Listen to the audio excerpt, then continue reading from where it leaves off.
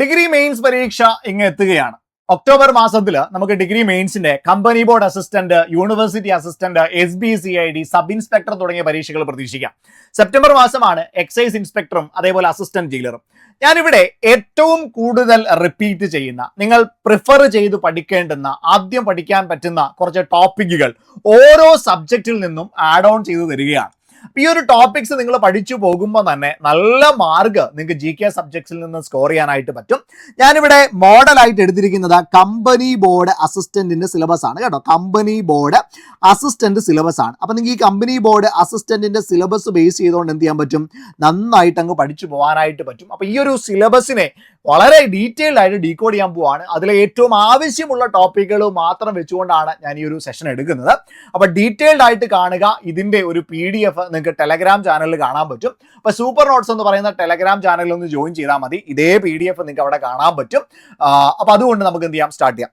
ആദ്യം ഞാൻ കേരള ഹിസ്റ്ററി ആണ് പോകുന്നത്. ഡിഗ്രി മെയിൻസിൽ നല്ല മാർക്ക് കോൺട്രിബ്യൂഷൻ കിട്ടുന്ന ടോപ്പിക്കാണ് കേരള ഹിസ്റ്ററി. അതിൽ നിങ്ങൾ അറൈവൽ ഓഫ് യൂറോപ്യൻസ് എന്ന് പറയുന്ന ടോപ്പിക്ക് ഒരിക്കലും സ്കിപ്പ് ചെയ്യാൻ പാടില്ല. Arrival of Europeans, history of Travancore, അത് മാർത്താണ്ഡവർമ്മ മുതൽ ചിത്ര തിരുനാൾ വരെയുള്ള ടോപ്പിക്കുകൾ, social and religious reform movement, national movements in Kerala, united Kerala movement, ഇത്രയും ടോപ്പിക്കുകൾ, ഈ 5 ടോപ്പിക്കുകൾ കേരള ഹിസ്റ്ററിയിൽ നിന്ന് പഠിച്ചു മാറ്റാനായിട്ട് ശ്രമിക്കാം. ഇന്ത്യൻ ഹിസ്റ്ററിയിലേക്ക് വരുമ്പോൾ first war of independence important ആണ്. ഫോർമേഷൻ ഓഫ് INC, സ്വദേശി movement, social reform movement, independent movement and Mahatma Gandhi, independence, ഇന്ത്യയുടെ ഇൻഡിപെൻഡൻസും പോസ്റ്റ് ഇൻഡിപെൻഡൻസ് പരമായിട്ടുള്ള കാര്യങ്ങളും, സ്റ്റേറ്റിന്റെ റീഓർഗനൈസേഷൻ, എപ്പോഴും മാറിയും തിരിഞ്ഞും ചോദിക്കുന്ന ടോപ്പിക്കുകളാണ് ഞാൻ ഈ പറഞ്ഞ പ്രധാനപ്പെട്ട ടോപ്പിക്ക്. വേൾഡ് ഹിസ്റ്ററിയിലേക്ക് വന്നാലോ റെവല്യൂഷൻസ് ആണ്. Great revolution in England, American war of independence, French revolution, Russian revolution, ഈ 4 ടോപ്പിക്കുകളിൽ നിന്നും സ്ഥിരമായിട്ട് ചോദ്യങ്ങൾ എന്ത് ചെയ്യാറുള്ളതാണ്? ചോദിക്കാറുള്ളതാണ്. ഇനി നിങ്ങൾ വേൾഡ് ജോഗ്രഫിയിലേക്കാണ് വരുന്നതെങ്കിൽ, അല്ലെങ്കിൽ ഫിസിക്കൽ ജോഗ്രഫിയിലേക്കാണ് വരുന്നതെങ്കിൽ, എർത്ത് സ്ട്രക്ചർ ഇമ്പോർട്ടന്റ് ആണ്. Atmosphere, rocks, pressure belt and winds, temperature and seasons, map, topographic maps, ഇതാണ് ഏറ്റവും കൂടുതൽ കോൺട്രിബ്യൂഷൻ ചോദ്യങ്ങളിലേക്ക് തരുന്ന ടോപ്പിക്കുകൾ എന്ന് പറയുക. ഇനി ഇന്ത്യൻ ഹിസ്റ്ററി അല്ലെങ്കിൽ ഇന്ത്യൻ ജോഗ്രഫിയും കേരള ജോഗ്രഫിയും കൂടെ മിക്സ് ചെയ്ത് പറയുകയാണെങ്കിൽ, രണ്ടിന്റെയും, ഇന്ത്യയുടെയും കേരളയുടെയും ഫിസിയോഗ്രഫി എന്താണ് എന്ന് നമ്മൾ അറിഞ്ഞിരിക്കണം. നോർത്തേൺ ഗ്രേറ്റ് മൗണ്ടെയിൻസ്, റിവേഴ്സ്, കേരളത്തിന്റെയും അതേപോലെ തന്നെ ഇന്ത്യയുടെയും റിവേഴ്സ് നിങ്ങൾ കൃത്യമായിട്ട് അറിഞ്ഞിരിക്കണം. Northern great plain, peninsular plate, coastal plain, അത് ഇന്ത്യയുടെയും വേൾഡ് നമ്മുടെ കേരളത്തിന്റെയും അറിയണം. ക്ലൈമറ്റ് ഇന്ത്യയുടെയും കേരളത്തിന്റെയും അറിയണം. ട്രാൻസ്പോർട്ടേഷൻ സിസ്റ്റവും ഇന്ത്യയുടെയും കേരളത്തിന്റെയും കൃത്യമായിട്ട് അറിയണം. ഇന്ത്യൻ ജോഗ്രഫിയിൽ നിന്നും കേരള ജോഗ്രഫിയിൽ നിന്നും മിക്സ് ചെയ്ത് ഈ ടോപ്പിക്കുകൾ പഠിക്കാനായിട്ട് ശ്രമിക്കാം. ഇനി നിങ്ങൾ എക്കണോമിക്സിലേക്കാണ് വരുന്നതെങ്കിൽ 5 മാർക്ക് കോൺട്രിബ്യൂട്ട് ചെയ്യുന്ന പരീക്ഷ, എല്ലാ പരീക്ഷകൾക്കും 5 മാർക്ക് കോൺട്രിബ്യൂട്ട് ചെയ്യുന്നുണ്ട്. പക്ഷെ വളരെ വേഗം നമുക്ക് പഠിച്ചെടുക്കാൻ പറ്റുന്ന, 5 മാർക്കും സ്കോർ ചെയ്യാൻ പറ്റുന്ന ഒരു പരീക്ഷയാണ്. അപ്പൊ അതുകൊണ്ട് തന്നെ 5 year plan, new economic policy, planning കമ്മീഷനും നീതി ആയോഗും, ഫിനാൻഷ്യൽ ഇൻസ്റ്റിറ്റ്യൂഷൻ, അതേപോലെ തന്നെ ഗ്രീൻ റെവല്യൂഷൻ, GST, ഈ 6 ടോപ്പിക്കുകൾ വ്യക്തമായിട്ട് പഠിച്ചാൽ 5 മാർക്ക് എന്ത് ചെയ്യാൻ പറ്റും? നിങ്ങൾക്ക് സ്കോർ ചെയ്യാനായിട്ട് പറ്റും. പ്ലസ് ഇതിൽ നിന്ന് വരുന്ന പ്രധാനപ്പെട്ട കറണ്ട് അഫയേഴ്സ് വിട്ട് കളയരുത്. കറണ്ട് അഫയേഴ്സിനും സെപ്പറേറ്റ് മാർക്ക് നിങ്ങൾക്ക് എന്ത് ചെയ്യാൻ പറ്റും?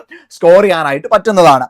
ഇനി കോൺസ്റ്റിറ്റ്യൂഷൻ ആണെങ്കിലോ, constituent assembly, preamble, fundamental rights, fundamental duties, directive principles of state policy, അതേപോലെ structure of government, local self ഗവൺമെന്റുമായി ബന്ധപ്പെട്ട കാര്യങ്ങൾ, ഇമ്പോർട്ടന്റ് കോൺസ്റ്റിറ്റ്യൂഷണൽ അമെന്റ്മെന്റുകൾ, constitutional authorities and functions, union state concurrent list, ഇതൊക്കെ ഇമ്പോർട്ടന്റ് ആണ്. അപ്പൊ ഇന്ത്യൻ കോൺസ്റ്റിറ്റ്യൂഷനും കൃത്യമായിട്ട് എന്ത് ചെയ്യാൻ ശ്രമിക്കാം? പഠിക്കാനായിട്ട് ശ്രമിക്കുക. ഈ ടോപ്പിക്കുകൾ ഒന്നും എന്ത് ചെയ്യാൻ പാടില്ല? സ്കിപ്പ് ചെയ്യാനായിട്ട് പാടില്ല. കേരള ഗവേണൻസ്, മറ്റൊരു മാർക്ക് സ്കോർ ചെയ്യാൻ പറ്റുന്ന 10ഉം 5ഉം മാർക്ക് വീതം ലഭിക്കുന്ന ടോപ്പിക്കാണ് Kerala governance and system of administration. അതിൽ ആദ്യം നിങ്ങൾ പഠിക്കേണ്ട ടോപ്പിക്സ് ആണ് Kerala state civil service, quasi judicial bodies, various commissions, planning board, watershed management, national rural employment programmes, protection of women, children and senior citizens, e governance. ഈ ടോപ്പിക്കുകൾ എന്താണ്? സ്ഥിരമായിട്ട് പരീക്ഷകൾക്ക് വരുന്ന ടോപ്പിക്കുകളാണ്. അപ്പൊ അതെന്ത് ചെയ്തേക്കുക? Kerala governance and system of അഡ്മിനിസ്ട്രേഷനിൽ നിന്ന് പഠിച്ചു വെക്കാനായിട്ട് ശ്രമിക്കാം. Life science and public health നോക്കിയേ, വൈറ്റമിൻസ് അല്ലെ, വൈറ്റമിൻസും അതിന്റെ ഡെഫിഷ്യൻസി രോഗങ്ങളും ഇമ്പോർട്ടന്റ് ആണ്. കമ്മ്യൂണിക്കബിൾ ഡിസീസസ്, അതിന്റെ അത് വരുന്ന ഭാഗങ്ങൾ, ഓർഗൻസ് വളരെ ഇമ്പോർട്ടന്റ് ആണ്. കേരള വെൽഫെയർ സ്കീമുകൾ വളരെ ഇമ്പോർട്ടന്റ് ആണ്. Life diseases, lifestyle diseases, ജീവിതപരമായിട്ടുള്ള ജീവിതചര്യയുടെ ഭാഗമായിട്ടുള്ള ലൈഫ് സ്റ്റൈൽ ഡിസീസസ് വളരെ ഇമ്പോർട്ടന്റ് ആണ്. അതും എന്ത് ചെയ്യാൻ ശ്രമിക്കാം? പഠിക്കാനായിട്ട് ശ്രമിക്കാം. ഫിസിക്സ് ആണെങ്കിലോ, മോഷൻസ്, ന്യൂട്ടന്റെ laws of motion, light, lens, mirrors, then ഫോഴ്സും അതിന്റെ ഡിഫറെന്റ് ടൈപ്സ് ഓഫ് ഫോഴ്സസും, ഗ്രാവിറ്റേഷൻ, വർക്ക് എനർജി, പവർ, ISROയുമായി ബന്ധപ്പെട്ട കാര്യങ്ങൾ ഇമ്പോർട്ടന്റ് ആണ്. അത് എന്ത് ചെയ്യരുത്, നിങ്ങൾ സ്കിപ്പ് ചെയ്യരുത്. ഒരുപാട് മാർക്ക് കോൺട്രിബ്യൂട്ട് ചെയ്യുന്ന ഭാഗമാണ്. കെമിസ്ട്രി ആണെങ്കിലോ state of matter, gas loss, periodic tables, then അതിൽ തന്നെ മെറ്റൽസും നോൺ മെറ്റൽസും അറിയണം. അതേപോലെ ആസിഡ്സ് ആൻഡ് ബേസസ് ഒക്കെ വളരെ ഇമ്പോർട്ടന്റ് ആണ്. കെമിസ്ട്രിയിൽ നിന്ന് എന്ത് ചെയ്തേക്കാൻ ശ്രമിക്കാം, പഠിക്കാനായിട്ട് ശ്രമിക്കാം. ആർട്സ്, സ്പോർട്സ്, ലിറ്ററേച്ചർ ആണെങ്കിൽ ഇവിടെ നിങ്ങൾ CA കൂടി ഇന്റഗ്രേറ്റ് ചെയ്ത് മാത്രം പഠിക്കാൻ ശ്രമിക്കുക. CA കൂടി ഇന്റഗ്രേറ്റ് ചെയ്ത് പഠിച്ചാൽ നിങ്ങൾക്ക് അവിടെ നിന്ന് ഒരുപാട് മാർക്ക് സ്കോർ ചെയ്യാനായിട്ട് പറ്റും. അതുകൊണ്ട് CA കൂടി ഇന്റഗ്രേറ്റ് ചെയ്ത് പഠിക്കാനായിട്ട് ശ്രമിക്കാം. ഇമ്പോർട്ടന്റ് അവാർഡ്സ്, അതിന്റെ ഹിന്റുകളും കാര്യങ്ങളും പഠിച്ചു വെക്കുക. നമ്പർ ഓഫ് പ്ലെയേഴ്സ് സ്പോർട്സിൽ പഠിച്ചു വെക്കാൻ ശ്രമിക്കാം. Olympics, Asian games, Afro Asian games, Commonwealth games, അതൊക്കെ സ്പോർട്സിൽ നിന്ന് റിപ്പീറ്റ് ആയിട്ട് വരുന്ന ഭാഗങ്ങളാണ്. റൈറ്റേഴ്സും അവരുടെ പെൻ നെയിംസ്, then അതേപോലെ മലയാളം റൈറ്റേഴ്സുമായി ബന്ധപ്പെട്ട് വരുന്ന പ്രധാനപ്പെട്ട ജ്ഞാനപീഠം അവാർഡുകൾ, മലയാളം സിനിമ, അതേപോലെ കൾച്ചറൽ ലീഡേഴ്സ്, നവോത്ഥാന നായകന്മാർ വളരെ ഇമ്പോർട്ടന്റ് ആണ്. ആ ടോപ്പിക്കിൽ നിന്ന് ഒരുപാട് മാർക്ക് നിങ്ങൾക്ക് സ്കോർ ചെയ്യാനായിട്ട് പറ്റും. അതുകൊണ്ട് കറണ്ട് അഫെയറിൽ കൂടി ഉപകാരപ്പെടുന്നതാണ് എന്നുള്ള നിലയ്ക്ക് കറണ്ട് അഫെയർ ടോപ്പിക്കുകൾ കൂടി പഠിച്ചു പോകാനായിട്ട് ശ്രമിക്കാം. ഇനി നിങ്ങൾ കമ്പ്യൂട്ടറിലേക്ക് വന്നാലോ, ഹാർഡ്വെയർ, സോഫ്റ്റ്വെയർ, കമ്പ്യൂട്ടർ നെറ്റ്വർക്കുകൾ, ഇന്റർനെറ്റ്, സൈബർ റോങ്ങുകൾ, അതായത് അവയർനെസ് ലെവലിലുള്ളതാണ്.